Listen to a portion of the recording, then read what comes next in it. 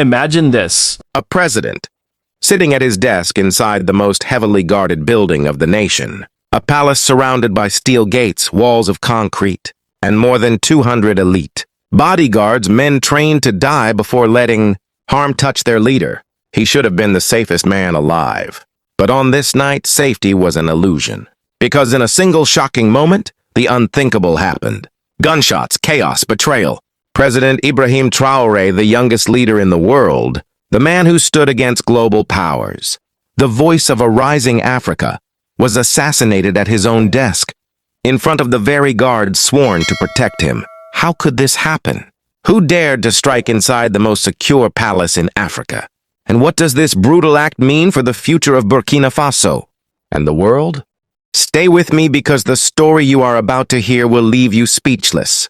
Before we understand the shocking night inside the palace, we must first understand the man who sat behind that desk. Ibrahim Traoré was not born into luxury. He did not inherit a throne or grow up with power at his fingertips. No, he was born in a land scarred by poverty, war, and the heavy hand of foreign control. Burkina Faso, a nation often overlooked by the world, carried the weight of struggle on its shoulders. But in the middle of that struggle, a boy grew with fire in his heart. A boy who studied, who trained, and who dreamed not just for himself, but for his people. That boy was Ibrahim. From the dusty classrooms of his childhood to the military academies where he sharpened his mind and spirit, Ibrahim carried one belief above all: Africa must rise. His determination, his courage, and his refusal to bow to those who exploited his country made him different. While others chased comfort, he chased purpose. While others kept silent, he spoke out. And while others accepted weakness, he demanded strength. His rise was not an accident. It was destiny shaped by years of sacrifice and by the cries of his people. At only 34 years old, Ibrahim Traoré stood before the world as the youngest president alive. A leader who carried the dreams of millions on his shoulders. But with power came enemies, with courage came threats, and with every step higher, the shadows around him grew darker. Still, Ibrahim was unshaken. He believed that no weapon, no foreign power, and no betrayal could silence his mission. And so he sat at that desk inside the palace, not just as a president, but as a soldier, a fighter, and a symbol of defiance. But what he didn't know was that the same walls built to protect him were hiding the greatest danger of all. The presidential palace of Burkina Faso was supposed to be the safest place in the nation. Thick walls of marble and stone, high-tech surveillance, and the eyes of more than 200 armed bodyguards watching every corner. From the outside, it looked impenetrable, a fortress, built to protect a leader who had become the voice of Africa. Every door was guarded, every window locked, every corridor walked by soldiers loyal to Ibrahim Traoré. But history has shown us something chilling. The strongest fortresses often fall, not from the outside, but from within. As Ibrahim sat at his desk, piles of documents and unfinished letters before him, he believed that his palace was a shield. He believed that his men, the very soldiers who swore loyalty, with their lives would protect him at any cost. But loyalty is fragile. It can be broken by greed, poisoned by whispers, or bought by enemies lurking in the shadows. The palace that once echoed with confidence now hid secrets in its silence. The 200 bodyguards, armed with rifles and dressed in uniforms of loyalty, were not all what they seemed. Among them were eyes that no longer watched for Ibrahim's safety but for his downfall. And yet, Ibrahim worked late into the night, unaware of how close the storm had already come. He signed papers, drafted speeches, and prepared for battles he thought were outside his walls, never imagining that the deadliest battle of his life was waiting, just a few steps away. The air inside the palace grew heavier. Footsteps echoed differently. Conversations hushed when he entered. Shadows stretched longer in the hallways. This was no longer a palace of protection.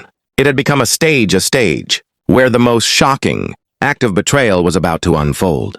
For behind those 200 bodyguards, not all were his protectors. Some were his executioners. The night was calm in Ouagadougou, the capital of Burkina Faso. Outside the palace walls, the city slept under a blanket of silence. But inside, the air was charged with tension, a kind of heaviness that only those closest to power can feel. President Ibrahim Traoré, a man who had risen to power as a symbol of resistance, sat at his desk. It was late, the kind of late where even the clock seemed tired, ticking slowly as if warning of something unseen. Papers were scattered across the desk. Reports from the military, intelligence updates, letters from allies, threats from enemies. Each document was a reminder of the dangerous position he held. But tonight felt different. He rubbed his eyes, exhausted from days of non-stop meetings. Around him, the massive palace echoed with the soft footsteps of his guards. 200 men, heavily armed, lined the corridors, staircases, and courtyards. To any outsider, it looked like the safest fortress in Africa. Yet safety is an illusion, because the deadliest enemies are never the ones outside. The gates.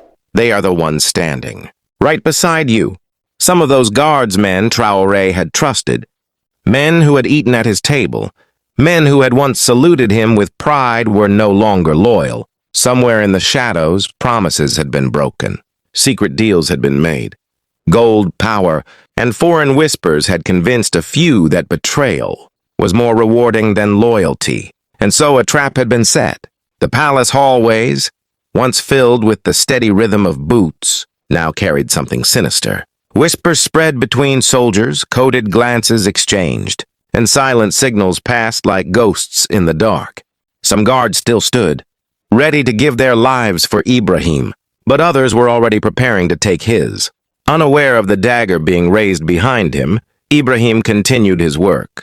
He drafted a speech that was meant to warn the world about Africa's exploitation, a speech that would have angered powerful nations, a speech that could have changed history, but that speech would never be heard, because as the clock in the palace struck closer to midnight, the trap moved closer to its end. Guards shifted positions. Certain doors were left unlocked. Communication radios went silent.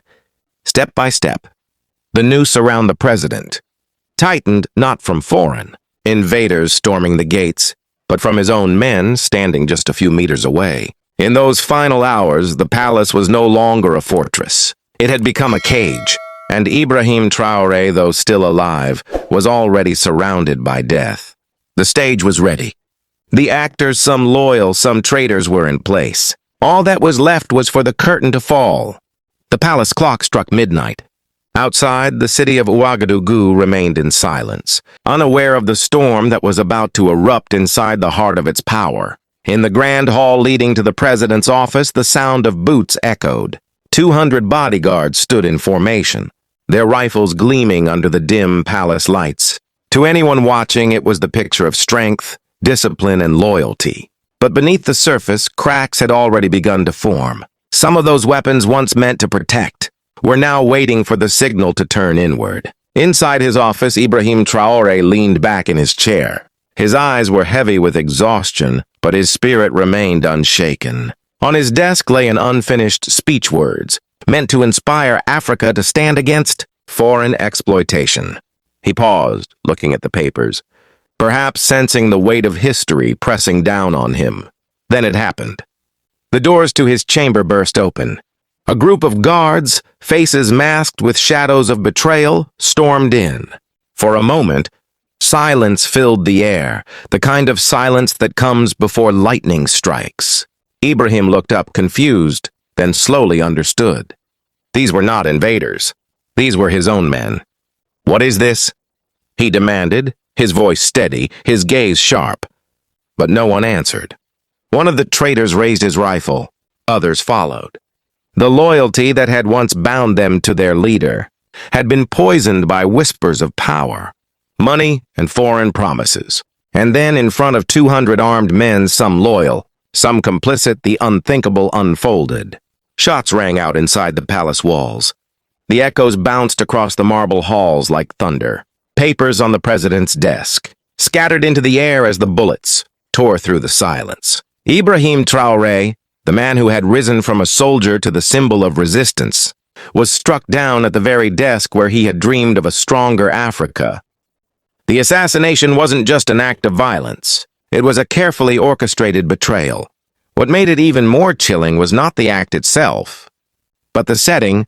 A president killed not in the battlefield, not in exile, not by foreign soldiers, but in the heart of his own palace, surrounded by men who had sworn to protect him. As his body fell back against the chair, the room filled with chaos. Some guards shouted in panic, others tried to intervene, but the traitors moved with deadly precision.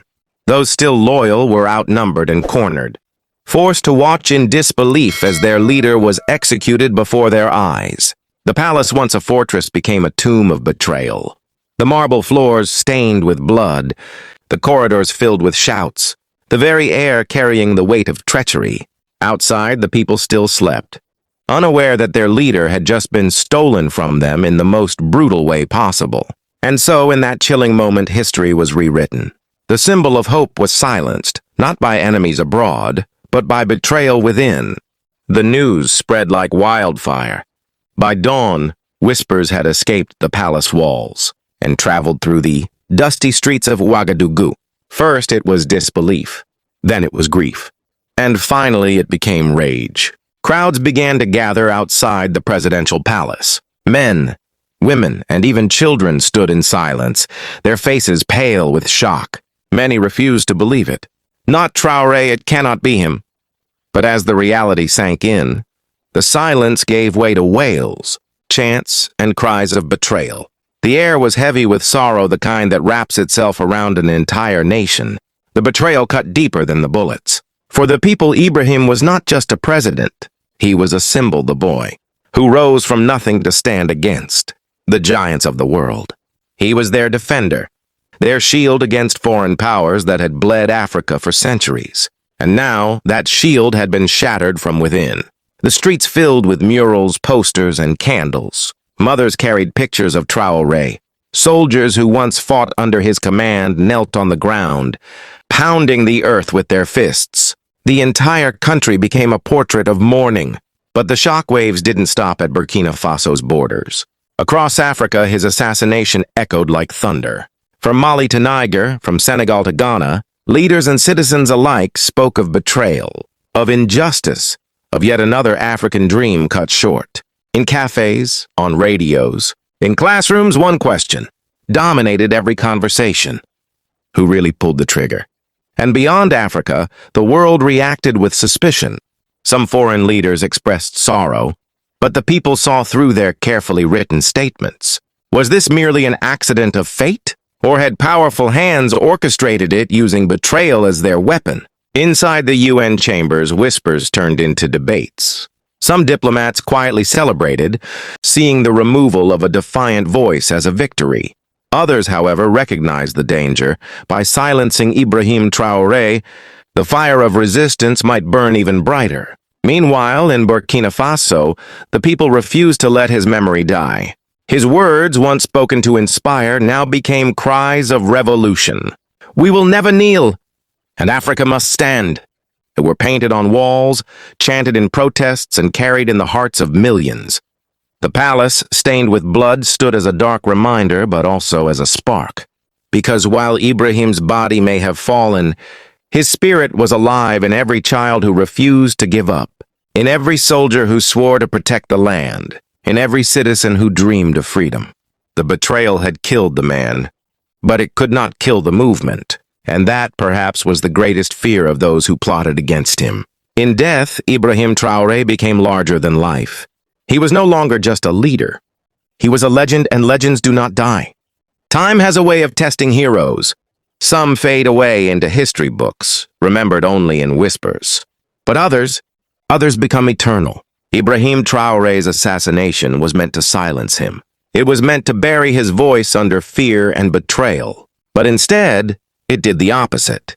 His death lit a fire that no bullet could extinguish. In villages, elders sat under ancient trees, telling children about the young soldier who dared to defy empires. In schools, students drew his image in their notebooks, writing his words beside their lessons. In the army, soldiers stood taller, repeating his speeches before marching into duty. He had become more than a leader. He had become an idea, and ideas cannot be killed. The palace that once echoed with betrayal soon became a symbol of resistance. People placed flowers at its gates, painted murals on its walls, and sang songs of freedom in its shadow. Burkina Faso was grieving, yes, but it was also awakening. And across Africa, his name carried weight. In Mali, Niger, Guinea, and beyond, young men and women raised their fists and said, "We are all Traoré." His struggle became their struggle. His dream of an Africa free from exploitation became a shared dream. Even on the global stage, his absence was louder than his presence had ever been. Leaders who once dismissed him now feared the storm his memory had unleashed. Because while a man can be assassinated, a legend cannot.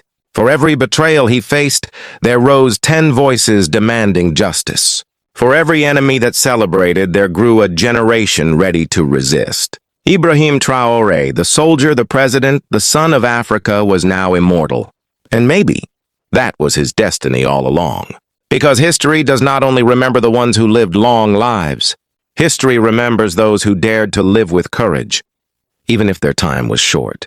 And in the end, it is not the length of life that matters, but the impact it leaves behind. So remember this story. Remember the boy who became a leader. Remember the leader who became a legend. And remember that no betrayal, no bullet, no assassin can kill the spirit of a man who lives forever in the hearts of his people. This is not just history. This is a lesson. And if you believe this story deserves to be heard, then make sure to like this video, share it with your friends, and subscribe to our channel. Because together, we will keep stories like this alive. Stories of courage, sacrifice, and the true meaning of leadership. Ibrahim Traoré may have fallen at his desk, but his spirit will rise in every corner of Africa, and in every soul that refuses to bow. When the news of Ibrahim Traoré's assassination spread, it was not just Burkina Faso that wept, the whole world trembled.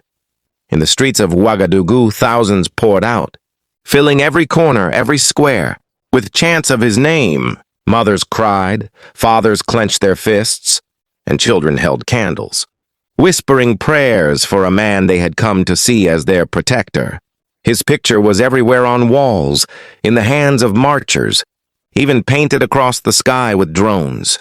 But it wasn't just his homeland. Across Africa, cities erupted with shock and sorrow. In Mali, thousands marched with banners that read, "Traoré lives on."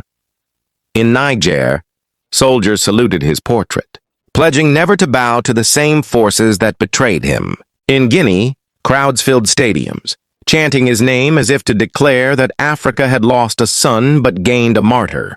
And beyond Africa, the world was watching. News anchors across Europe and America couldn't ignore the story. Debates filled the halls of the United Nations. Some world leaders tried to stay silent, fearing the anger of their own people. Others issued statements of regret, but the truth was clear. They had underestimated the power of one man's vision. On social media, Ibrahim Traoré's name trended for days. Hashtags like #Justice for Traoré, #Africa Unites, and #The Lion of Burkina spread like wildfire.